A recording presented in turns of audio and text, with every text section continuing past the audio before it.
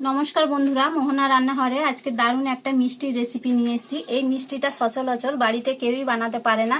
এই মিষ্টিটা শুধুমাত্র মিষ্টির দোকানেই তৈরি হয়, তা আবার সব জায়গায় নয়। সেটা হচ্ছে রাবড়ি মিষ্টি। তো এখানে রাবড়ি মিষ্টি বানাবার জন্য দেখো আমি 2 লিটার দুধ নিয়েছি। এখানে 500 করে প্যাকেট আছে 4টে। এই দুধগুলো আমি এই কড়ার মধ্যে ঢেলে নেব।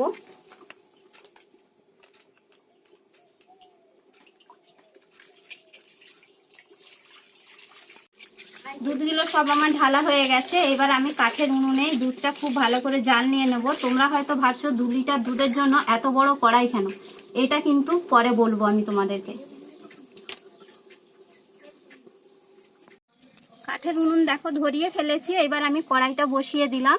এই দুধটাকে খুব ভালো করে জাল দিয়ে নেব।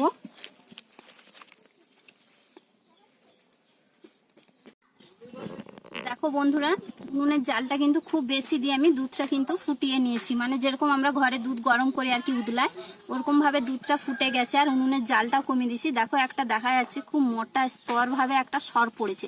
এই সরটাকে আমি এই কাঠি দিয়ে তুলে নেব।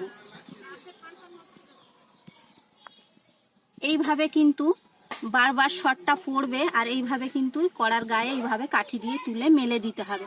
আর উনুনের জালটা কিন্তু আর বেশি বাড়ানো যাবে না, এইভাবে হাওয়া করতে হবে, তাহলে কিন্তু একটা শর্ট পড়বে।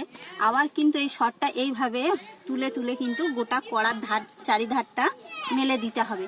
এই 2 কেজি দুধটা কিন্তু যখন 1 কেজি 750 দুধ হয়ে যতক্ষণ না আসছে ততক্ষণ কিন্তু এইভাবে শর্টটাকে তুলে যেতে হবে। দেখো বন্ধুরা, দুধটা পুরো জাল দিয়ে দিয়ে আমি শর্টটাকে তুলে দেখো চারিপাশে কিন্তু মেলে দিয়েছি। এবার কিন্তু 2 কেজি দুধের মধ্যে কিন্তু 1 কেজি প্রায় 750 মতন দুধের শর্ট তোলা হয়ে গেছে। আর এখানে কিন্তু 250 মতন দুধ কড়াইতে রয়েছে।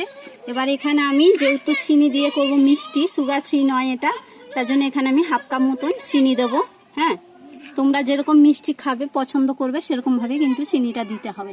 এরপরে এই সরগুলো যখন ধারগুলো একটু টান হয়ে যাবে তখন কিন্তু এই সরগুলো আমি ছুরি দিয়ে কেটে নেব পিস পিস করে, সেটা তোমাদেরকে দেখাবো পরে আমি।